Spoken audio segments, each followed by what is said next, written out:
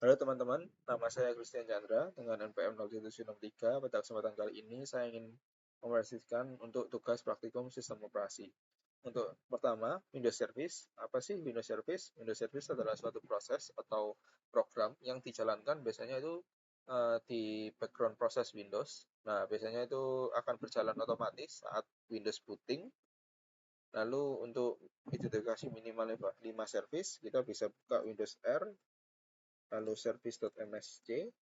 Nah, di sini kita bisa lihat service-service yang berjalan di proses background Windows.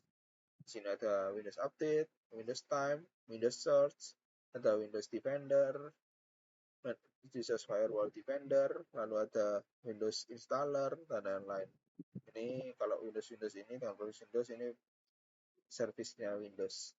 Lalu untuk status service-nya ada running sama stopped. Kalau running ini berarti masih berjalan sampai sekarang. Kalau stopped itu berarti diberhentikan atau sudah berhenti. Lalu untuk startup type ada automatic, manual, sama disabled. Kalau automatic ini biasanya berjalan saat booting. Kalau manual itu berjalan saat dibutuhkan saja. Kalau disabled itu sudah tidak bisa dijalankan. Untuk selanjutnya, dampak perubahan service terhadap sistem. Nah, jika ada service, misal nih, kita Windows Search-nya kita matikan. Nah, itu akan mempengaruhi proses service yang Windows sedang berjalan. Jadi misal kalau Windows Search-nya, kalau misal kita matikan, kemungkinan besar pada saat kita search di Windows mungkin kayak gini, kita nggak akan bisa. Lalu selanjutnya untuk menganalisis service inti Windows. Nah, service inti Windows itu tadi ada Windows Search, ada Windows Installer, ini nggak boleh di disable. Lalu ada Windows Audio. Nah, ini kalau dimatikan mungkin audionya nggak akan keluar. Audio dari sini nggak akan keluar. Lalu di sini ada Windows Defender Firewall, ini untuk security, dan lain-lain, teman-teman. Lalu untuk menonaktifkan satu service non kritis. Nah, ini kita bisa ambil mungkin Windows Update ya. Kita bisa lakukan stop di sini. Nah, ini akan berarti ini sudah tidak berjalan, sudah statusnya bukan running lagi. Nah, kita juga bisa menyalakan lagi dengan melakukan stop. Gitu ya, teman-teman. Lalu menjelaskan kenapa alasan service bisa dimatikan. Nah, untuk alasan service bisa dimatikan kayak Windows Update ini. Kita kan nggak butuh selalu, misal kita kan nggak butuh selalu update itu selalu otomatis. Jadi kita mungkin, saya ingin update-nya itu sesuai kemauan kita, nggak mau update otomatis dari Windows-nya. Jadi dari sini kita bisa matikan. Dengan kita matikan, kita bisa manajemen kapan sih kita ingin update Windows-nya, kapan sih kita ingin upgrade Windows-nya, dan lain-lain. Lalu untuk dampaknya terhadap sistem ya tadi, jika kita matikan berarti update-nya itu terserah baik kita. Jadi kalau mungkin udah ketinggalan update, jadi kita nggak tahu. Padahal update itu kemungkinan sangat penting. Kalau misal update-nya itu ada update security atau update hal-hal bottleneck lainnya yang ngebug-ngebug. Nah, di sini kita akan coba nambahin service baru di Windows. Nah, di sini kita sudah menyiapkan file CPP untuk kita outputkan biasa. Kita pakai G++, main.cpp, ini outputnya main.exe. Nah, di sini kita dapat file.exe-nya. Lalu kita coba pindahkan karena ini masih di WSL, Windows System Linux. Kita cobakan di sini CPP, lalu Windows Service.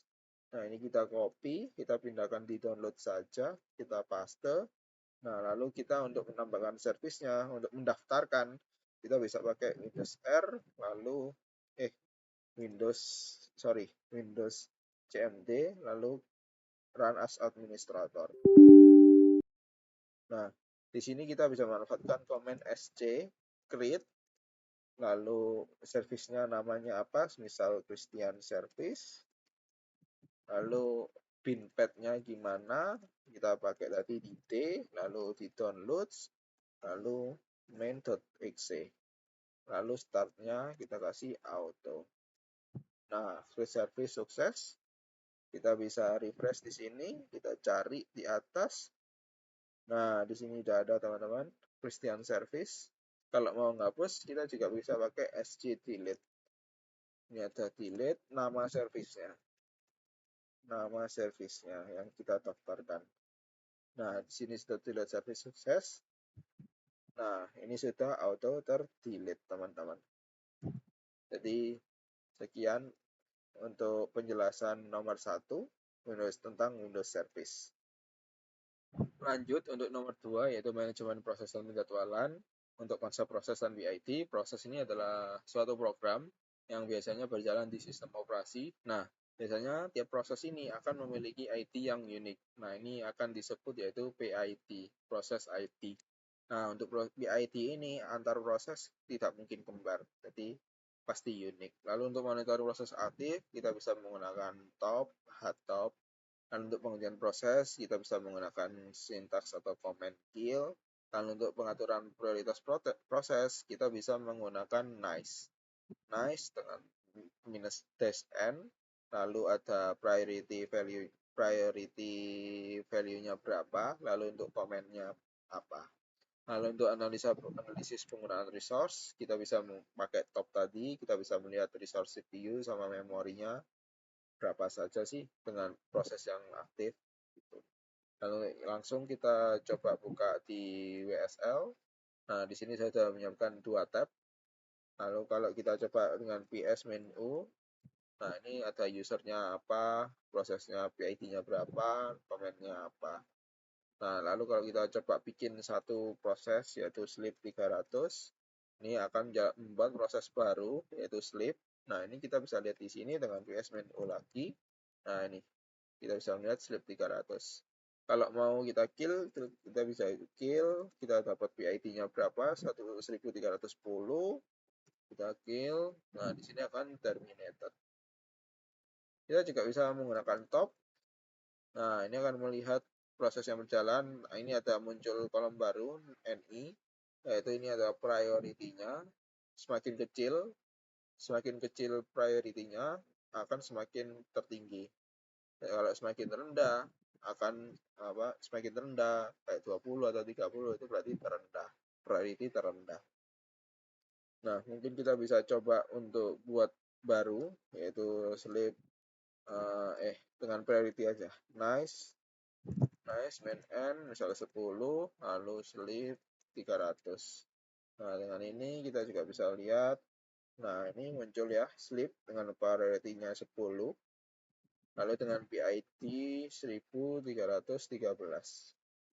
Kita bisa kill 1313 lagi.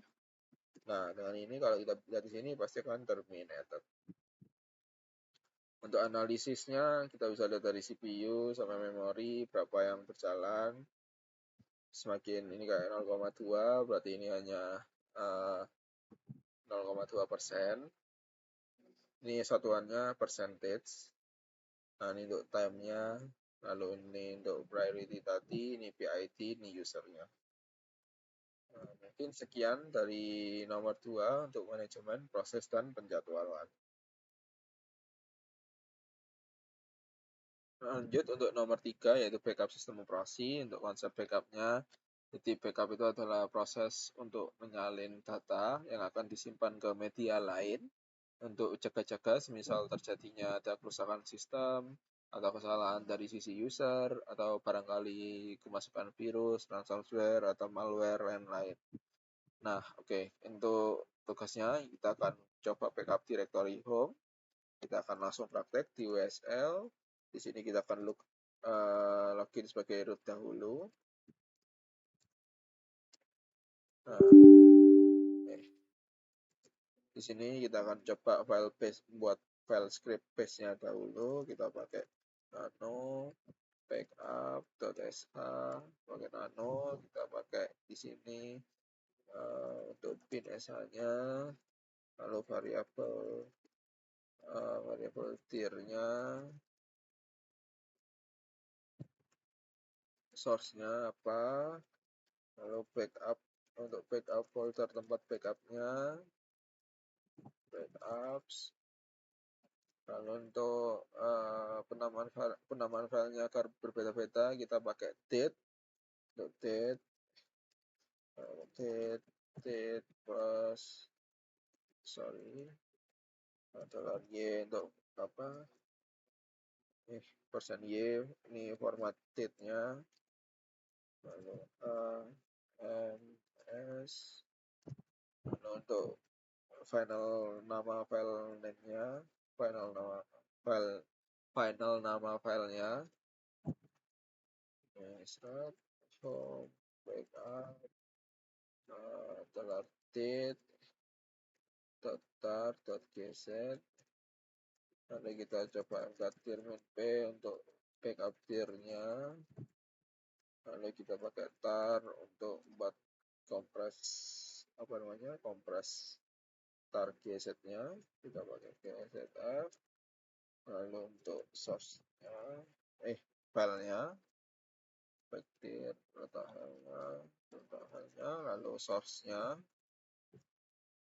source dir, lalu di sini akan memberikan pesan backup berhasil, lalu di sini akan memberikan pesan untuk backup dir-nya, backup file. Sini kita Ctrl X, lalu save, lalu kita jalankan, kita ubah dulu chmod-nya untuk ini backup .sh, lalu kita jalankan backup .sh. Nah, di sini kita sudah terbuat, kita coba cek. Nah, di sini kita bisa lihat udah aman. Selanjutnya kita restore ke folder yang berbeda. Jadi kita buat dulu foldernya, ini restore home, lalu kita pakai tar mainz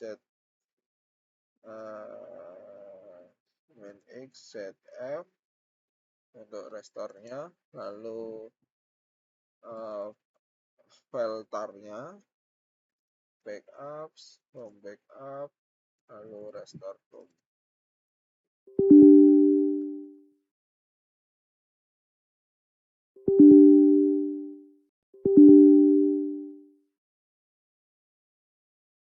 Not found.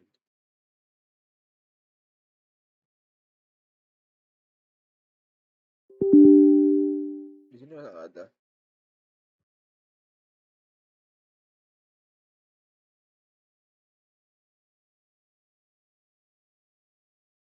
Nggak bisa. Wait.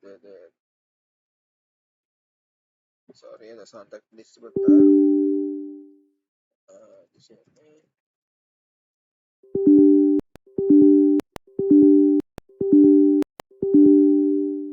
Oh, kurang satu. Nah, ini baru bisa. Jepret. Kita cek.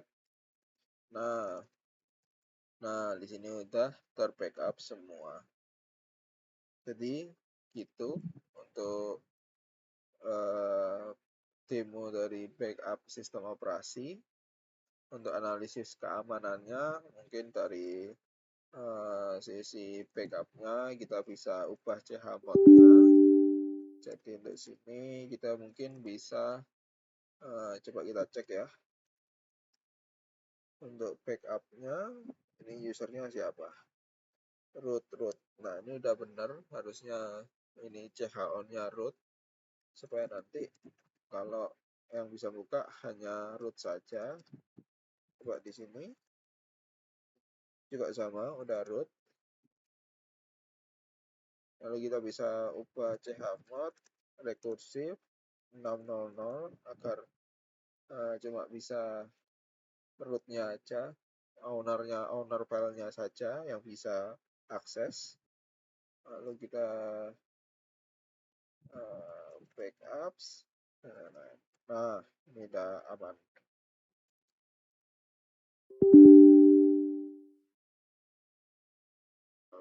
Nah,